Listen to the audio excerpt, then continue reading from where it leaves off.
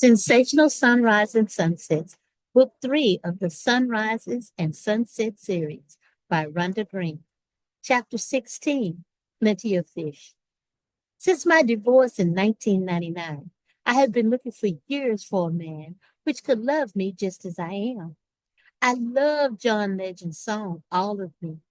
It represents how a woman with many curves and edges can be loved, truly loved.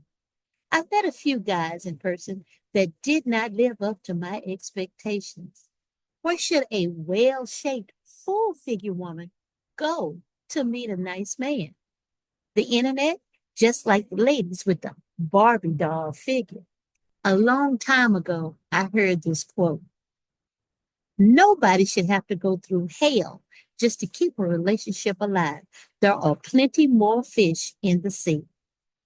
I was amazed and very interested when I learned of a dating website called plentyoffish.com. The title was eye-catching. I was thinking the sea is much larger than a continent. Just maybe I could meet the right someone through the website. I'm a pretty simple person, but I was not looking for a catfish. I wanted a king salmon, the best of the best. I created my profile with a full size view of my figure, answered the questions honestly. At the time, I was a 55-year-old overweight woman, which had been divorced for 15 long, lonely years. I was looking for a single male between the ages of 45 and 65.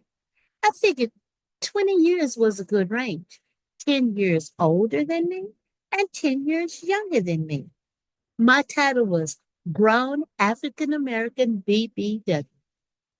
Yes, I was bold enough to say BBW, which stood for Big Beautiful Woman. Plain and simple, no frills. I listed my hobbies as traveling, reading, swimming, and actually fishing. The responses began to appear as soon as I hit the save button. There were men of all races, professions, and ages, younger than 45 and older than 65, that were sending likes and messages. I was surprised.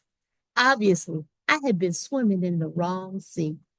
It appeared to be an abundance of men out there, all looking for someone just like me. I received a nice I want to get to know you message from a guy in Oklahoma City, Oklahoma. Since I was living in Tulsa, Oklahoma, I thought the 106 miles distance was close enough to get to know someone. We moved swiftly from sending messages to emails. It was all sounding good. The man asked for my phone number so that he could talk directly to me. After pleasantries, he asked me if I had a car. Then he asked if I had a driver's license. After I answered yes to both of those questions, he wanted to know when was I going to drive over to Oklahoma City to see him. That answer was easy. I told him I would drive over to Oklahoma City to see him after he had come over to meet me in Tulsa a few times. There is a big difference between lonely and stupid. I was not going to run, jump in my car, and drive an hour and a half to meet a man that I had never seen. I met a man through the site who friended me on social media. It is surprising what you can learn about a person by looking through their social media profile and posts. This man was a retired Marine which lived in Nebraska. He offered to come visit me in Tulsa within 2 weeks of our first communication. I thought that was a bit fast, and I stated I would like to to know more about him before any visiting. He immediately told me that I would need to tell him my safe word for when we got intimately involved. I told him my safe words were keep your hands off me. I was definitely not into sadism and masochism. I did not want to engage in any sexual activity which involved physical or mental suffering inflicted upon me or another person. I was glad to know what he was looking for so that I could move on.